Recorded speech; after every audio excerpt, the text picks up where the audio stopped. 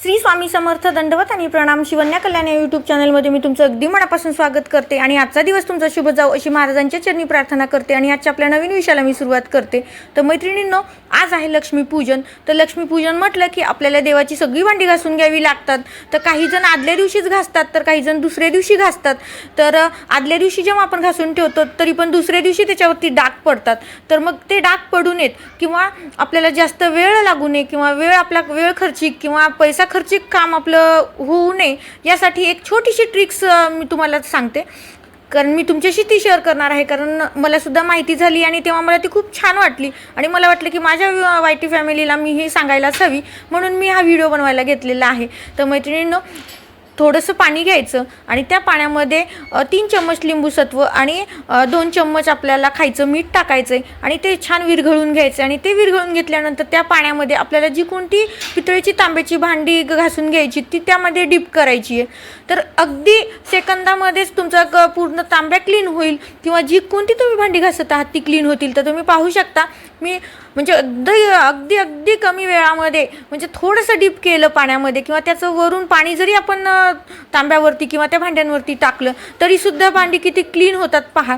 आणि मग ही भांडी क्लीनच राहावी यासाठी मग आपल्याला हे साध्या पाण्याने, म्हणजे मी बेसिनच्या जवळ किंवा बेसिनमध्येही भांडी घासत नाही किंवा हा व्हिडिओ बनवत नाही, त्यामुळे मी वेगळं एका बाजूला टोपलीमध्ये स्वच्छ पाणी घेतलेलं आहे. या पाण्यामध्ये सगळी भांडी डीप करून घ्यायची आणि मग एक भांडी डीप करून मग ती स्वच्छ पाण्याने थोडीशी धुवून घ्यायची आणि थोडीशी साबण लावून ती आपण घासून घ्यायची. तर आपल्याला घासणीसुद्धा जास्त खर्च करावी लागणार नाही आणि वेळसुद्धा जास्त खर्च करावा लागणार नाही.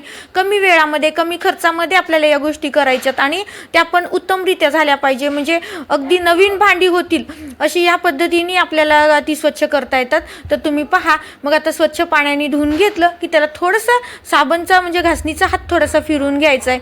तर पहा, अगदी नव्या भांड्यांसारखी आपल्याला भांडी मिळतील. म्हणजे आपल्या पूजेला आपण नवीन भांडी आणली असं म्हणजे पाहणाऱ्यांना पण वाटेल आणि तुम्हाला पण एक समाधान मिळेल की आपण भांडी किती स्वच्छ केलेली आहेत आणि कमी वेळामध्ये कमी खर्चामध्ये केलेली आहेत. त्यामुळं ही ट्रिक्स मला खूप छान वाटली. तर ती तुम्हीसुद्धा अवलंबू शकता. यासाठी जास्त खर्च करावा लागणार नाही आणि मेहनतसुद्धा लागणार नाही आणि तुमचे हातसुद्धा घाण होणार नाहीत. कारण सतत भांड्याची साबण घेऊन घासणी घेऊन भांडी घासली की हात घाण होतात, पण तुम्हाला हात घाण होण्याचा सुद्धा प्रश्न तुम्हाला सतावणार नाही. तर आजपासून निश्चित तुम्ही ही ट्रिक्स अवलंबू शकता. तर तुम्ही पहा, मी तुम्हाला एक भांडी अशी क्लीन करून दाखवते. तर ही स्वच्छ पाण्याने, म्हणजे अगदी क्लीन पण नाही, तुम्ही फक्त त्यावरती साधं स्वच्छ पाणी टाकून घ्यायचं आणि नंतर घासणीने घासून घ्यायचं.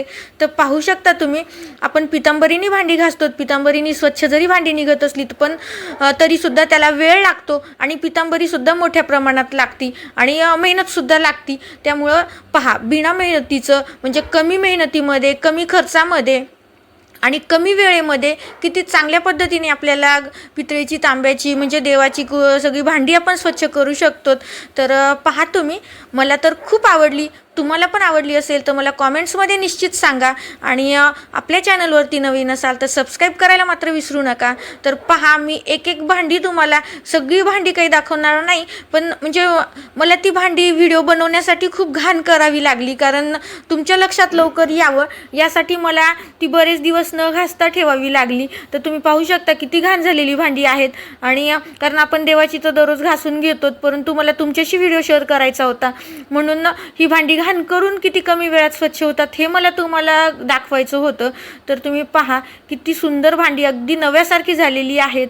आवडली असेल तर निश्चित लाईक करा आणि अशाच तुमच्या जवळच्या सगळ्यांना तुम्ही ही माहिती शेअर करा की जेणेकरून त्यांचे सुद्धा कष्ट वाचतील, आर्थिक त्यांचं नुकसान होणार नाही. म्हणजे कमी खर्चामध्ये कमी वेळेमध्ये आणि कमी मेहनतीमध्ये ते सुद्धा सहज सणाचे कामं करू शकतील. कारण कुठल्याही पूजा कुठलंही सणाची कामं म्हटली की स्त्रियांना भरपूर कामं असतात आणि त्या भरपूर कामामध्ये आपल्याला वेगळा वेळ काढून ही भांडी स्वच्छ करावी लागतात. तर पाहू शकता तुम्ही सहज साध्या सोप्या पद्धतीची ट्रिक्स वेळामध्ये आणि खूप साध्या पद्धतीनं हे सगळं निघतं. आणखीन थोड्या वेळ जवळ डीप करून ठेवलं तर हे सगळंच निघतं. तर पहा किती सुंदर निघालेले आहे.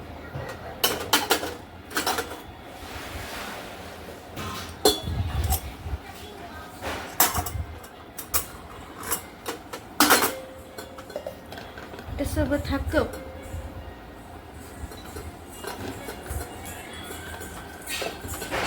छान दिसायचं है ना, असं किसन येतं.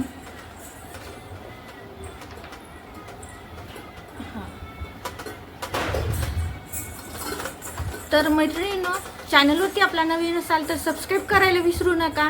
आणि जर व्हिडिओ आवडला असेल, साधा सोपा व्हिडिओ आहे आणि साध्या सोपी ट्रिक्स आहे की जास्त मेहनतसुद्धा आपल्याला लागत नाही. जर आवडली असेल तर लाईक करा, शेअर करा आणि अशाच एका नवीन व्हिडिओसोबत, अशाच एका नवीन माहितीसोबत पुन्हा भेटूया. श्री स्वामी समर्थ. दंडवत आणि प्रणाम.